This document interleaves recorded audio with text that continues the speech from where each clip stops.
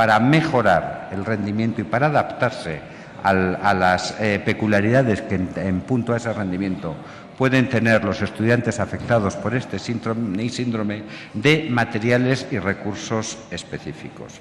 El segundo puede ser el establecimiento de grupos de refuerzo y estrategias metodológicas especialmente adaptadas.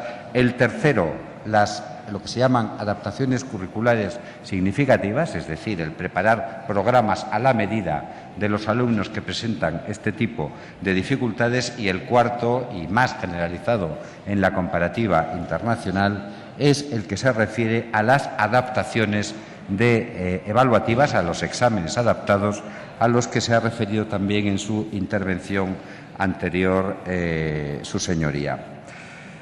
Pero, insisto, lo más importante a este respecto es detectar precozmente, detectar cuanto antes estas dificultades de aprendizaje, que en este caso son las asociadas al trastorno de déficit de atención e hiperactividad.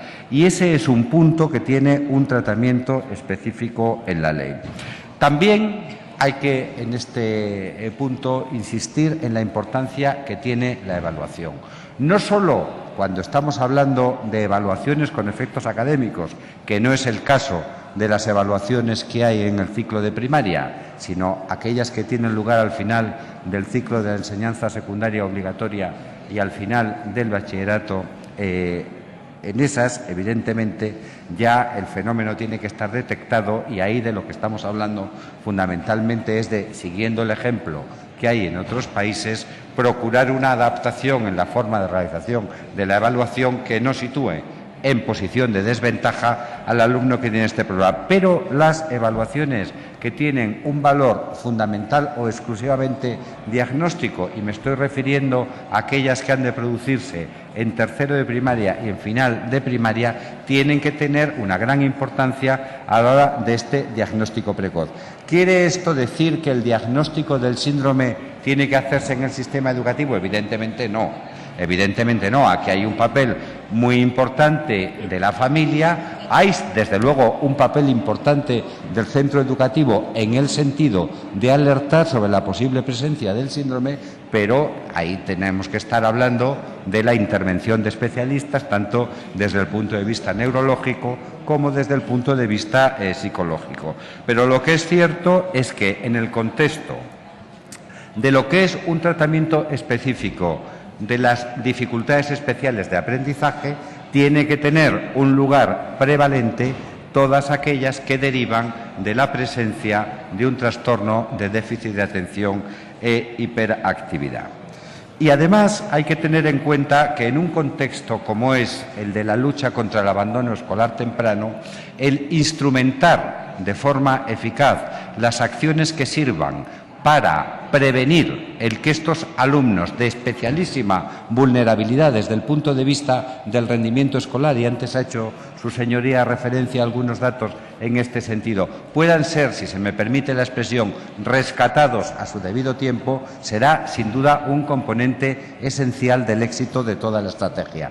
Téngase en cuenta que las estimaciones más conservadoras calculan que el 10% del abandono escolar temprano que se produce, y también del fracaso escolar, es decir, de la falta de titulación en el nivel obligatorio de la enseñanza, están precisamente relacionados con ese síndrome de trastorno de déficit de atención e hiperactividad.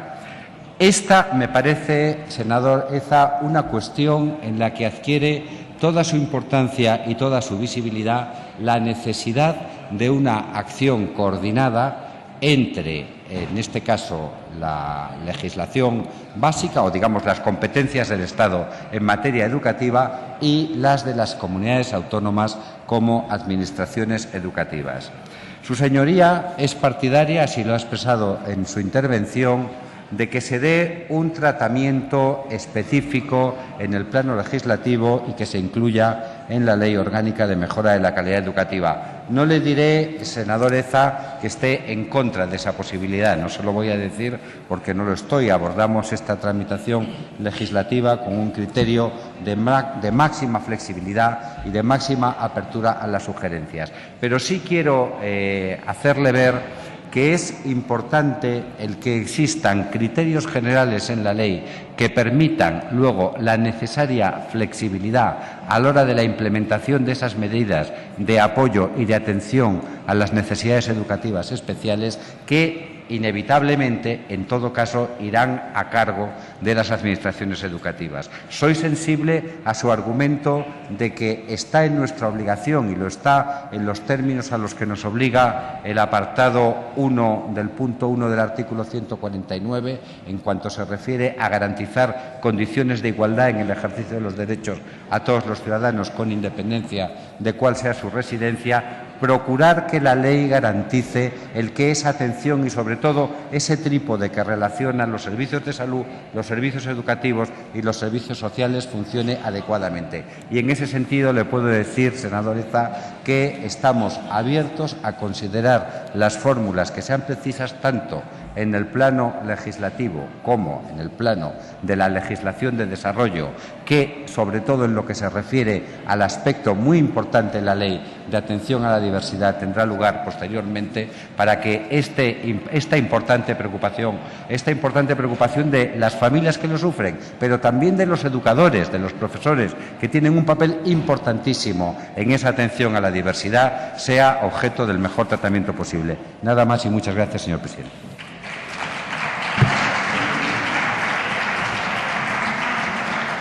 Muchas gracias, señor ministro. Tiene la palabra el senador Eza.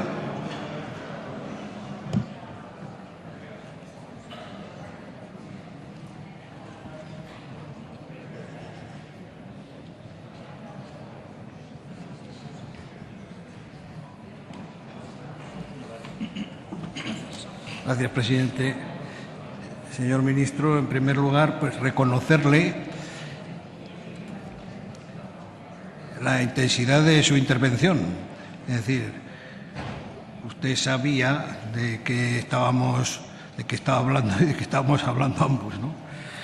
Y me parece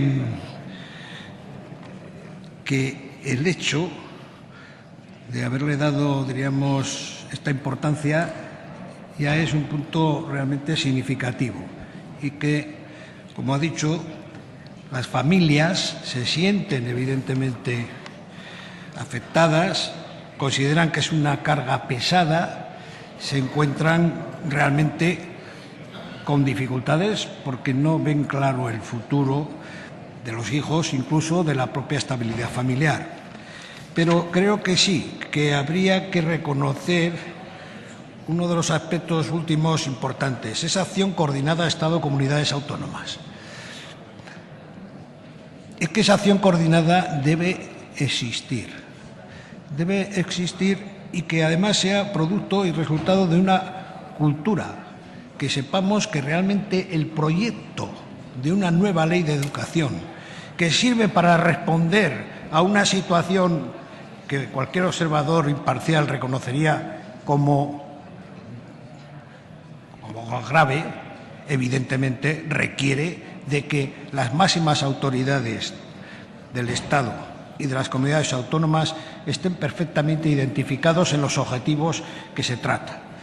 En estos momentos se ha hablado de vulnerabilidad. Precisamente esta tarde he escuchado también a un portavoz que decía que todas las personas que estamos aquí, y me ha gustado lo de las personas que estamos aquí, estamos para trabajar por todos aquellos más vulnerables y para que estos puedan vivir bien. Claro, si tuviera probablemente que reflejar la ley todas las casuísticas, pero no es eso, no. Aquí estamos hablando de un sector muy significativo, que es indicativo probablemente de un signo de estos momentos, que evidentemente el diagnóstico cuanto antes se haga mejor y se haga más adecuadamente. La importancia de los profesores, es que esto es fundamental. Yo creo que este es un camino que no es solo cuestión económica, es cuestión cultural, es cuestión de compromiso, de entender que estamos hablando de personas, no de números. Esto es un compromiso definitivo. Los que somos padres, los que somos abuelos, etcétera, sabemos de qué estamos hablando. ¿Cómo no vamos a saber? Claro que sabemos de las dificultades. Por eso, cuando se habla de educación, tenemos que tener un ámbito y un horizonte amplio, y no voy a poner ejemplos porque no es el caso, pero valdría la pena. Por tanto,